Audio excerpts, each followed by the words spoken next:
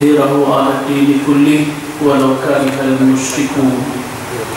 أشهد أن لا إله إلا الله وحده لا شريك له وأشهد أن محمدا عبده ورسوله الذي لا نبي بعده. أما بعد فيا أيها الحاضرون المسلمون أوصيكم وإياي بتقوى الله فقد فاز المتقون وأحثكم على طاعته في كل وقت لعلكم تفلحون. وقد قال الله في القرآن الكريم: أعوذ بالله من الشيطان الرجيم بسم الله الرحمن الرحيم وأن هذا صراطي مستقيما فاتبعوه ولا تتبعوا السبل فتفرق بكم عن سبيله ذلكم وصاكم به لعلكم تتقون. Al-Quran surat Al-An'am, surat yang ke-6 dalam urutan mushaf, ayat 153. Kaum muslimin sidang Jumat rahimakumullah, alhamdulillah, puji dan syukur kita sampaikan kehadirat Allah atas seluruh nikmat dan karunia yang telah dianugerahkan kepada kita. Salawat dan salam kita mohonkan untuk junjungan kita Nabi besar Muhammad Rasulullah sallallahu alaihi wasallam yang telah diutus Allah ke tengah-tengah kehidupan umat manusia, membawa ajaran Islam, risalah Islamiyah yang bertujuan untuk menyelamatkan kita, mensejahterakan kita, dan membahagiakan kita umat manusia di muka bumi ini dalam kehidupan dunia yang saat ini kita berada padanya, dan begitu juga di dalam kehidupan di akhirat kelak setelah kita meninggalkan kehidupan dunia ini. Kaum muslimin sidang Jumat rahimakumullah, di dalam ayat yang kita bacakan tadi Allah berfirman, wa anna hadha sirati mustaqiman, dan sesungguhnya ini, yaitu Islam yang diwahyukannya kepada Nabi Muhammad yang selanjutnya diajarkan kepada kita oleh Rasulullah. Sesungguhnya ini, kata Allah, sirati mustaqiman, adalah jalanku yang lurus, yang lempang, yang tidak ada hambatan. Kita bisa analogikan sebagai jalan tol, highway. Fattabi'uhu, maka ikutilah oleh jalan ini. Memang ajaran yang diajarkan oleh Allah kepada kita melalui Rasulnya, Al-Islam, itu merupakan ajaran yang mudah, yang tidak sulit, yang lapang, yang tidak rumit. Maka dalam satu riwayat Rasulullah mengatakan, bu'istu bil hanifiyah as-sam'ah, aku diutus membawa agama yang lurus dan yang lapang, penuh dengan kemudahan. Karena memang ajaran yang dibawa oleh Rasulullah, Islam itu sifatnya menyelamatkan, sifatnya memberikan rasa aman, peace, kedamaian, sifatnya mensucikan, membersihkan diri kita dari kesyirikan, dari kekafiran, yang ketika Rasulullah diutus di tanah Makkah itu, kehidupan umat manusia pada saat itu penuh dengan kesyirikan dan kekafiran. Dari sisi akidah dan ibadah, sesuatu yang sifatnya bertentangan dan melanggar aturan Allah, yang sebenarnya aturan itu sesuai dengan fitrah kejadian kita, itu akan mendatangkan kekotoran di dalam diri kita, akan menimbulkan noda-noda yang membuat diri kita itu tidak lagi bisa sensitif menghadapi mana yang baik dan yang buruk. Yang seharusnya penciptaan kita, kejadian kita, hati yang kita miliki itu, ketika dia belum dikotori, itu bisa menjadi barometer, alat ukur untuk kita mengambil kesimpulan, mengambil langkah, melakukan sesuatu perbuatan. Karena apa? Karena setiap ucapan yang kita ucapkan, perbuatan yang kita lakukan, langkah atau segala sesuatu keputusan yang kita ambil, itu ada pantulannya kepada hati kita.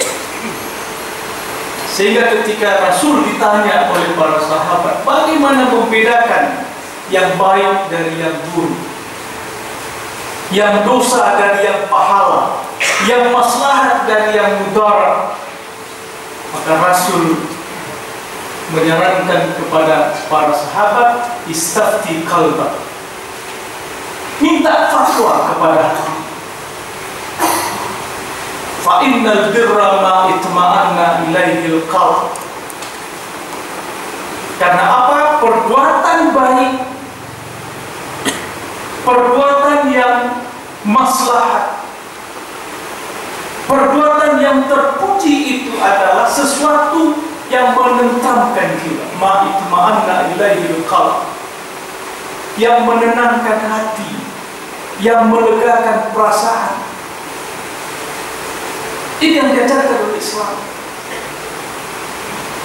Sementara perbuatan yang berlawanan dan bertentangan dengan itu, wal isma ma haka fi nafsik wa taraddada ilaihi al-qalb wa karihta ayat tali alaihi nas. Sedangkan perbuatan dosa, perbuatan buruk, perbuatan keji, perbuatan yang merusak itu adalah sesuatu yang ketika kita melakukan itu mencekam jiwa kita, menggoncangkan hati kita, berdebar-debar, penuh kekhawatiran, penuh kecemasan, dan kita akan ketakutan kalau orang lain tahu tentang apa yang kita lakukan. Maka sering perbuatan-perbuatan yang tidak baik, yang sifatnya dosa, itu ditutupi, disembunyikan, dirahasiakan. Tetapi ini hanya bisa berlaku bagi orang yang masih memiliki hati yang bersih, yang di dalamnya terdapat iman kepada Allah. Ketika perbuatan-perbuatan yang mengotori jiwa dan menodai hati itu dilakukan secara berulang, mula-mulanya kecil, maka itu akan membungkus dan membuat hati itu tidak lagi responsif terhadap apa yang kita lakukan. Maka apa yang disatakan Allah dalam awal surat Al-Baqarah, innal ladzina kafaru sawa'un 'alaihim a anzartahum am lam tunzirhum la yu'minun. Orang yang sudah tertutup hatinya, kafir itu hati yang sudah tertutup, terbungkus oleh noda dosa dan kesalahan, maka baginya jangankan perbuatan jelek, perbuatan buruk itu memantul, ada refleksinya terhadap jiwanya, diberi peringatan pun, diingatkan, diancam dan sebagainya, sawa'un 'alaihim, sama saja. Maka oleh karena itu kaum muslimin sidang Jumat rahimakumullah, jalan Allah Islam yang diajarkan kepada kita itu merupakan jalan yang lempang, jalan yang lurus. Dan diingatkan oleh Allah, ikutilah itu, wala tattabi'us subula fatafarraqa bikum an sabil.